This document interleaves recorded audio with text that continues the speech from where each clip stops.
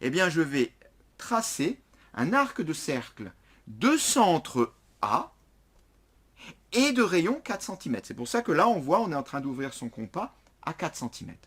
Je pique en A et je trace donc mon premier arc de cercle. Et une fois que j'ai ce premier arc de cercle, il faut trouver la position exacte du point C sur cet arc de cercle. Pour cela, bien, je vais construire un deuxième arc de cercle qui va intercepter le premier.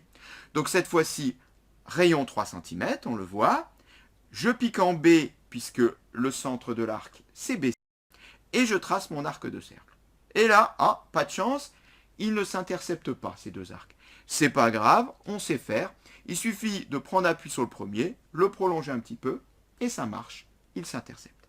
J'ai là mon point C, et je vois donc ici que le triangle ABC est parfaitement constructible.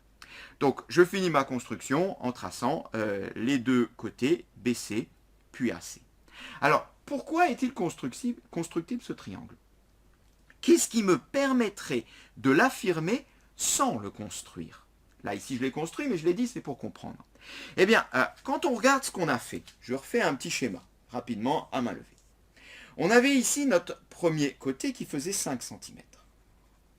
Et là, qu'est-ce que je fais? Eh bien, en faisant ce chemin-là, en réalité, je passe donc par un troisième point, ici le point C. Je fais donc un détour. Si je fais un détour, on voit bien que la ligne droite est toujours plus courte que le détour, nécessairement. Donc ça veut dire que ça plus ça est plus court que ceci. Ça veut dire donc concrètement pour un triangle que la longueur d'un côté doit nécessairement être plus petite que la somme des deux autres, que le détour. C'est bien ce qui s'est passé ici, et c'est bien ça qui a fait que mes deux arcs de cercle se sont interceptés. Puisque quand je regarde le côté 4 et l'autre côté 3, ça fait 7 en tout. 7 est bien plus grand que 5, le premier côté que j'ai tracé. Donc forcément, les deux arcs de cercle ont des rayons plus grands, ils vont se toucher à un moment ou l'autre. Eh bien c'est ça que dit l'inégalité triangulaire.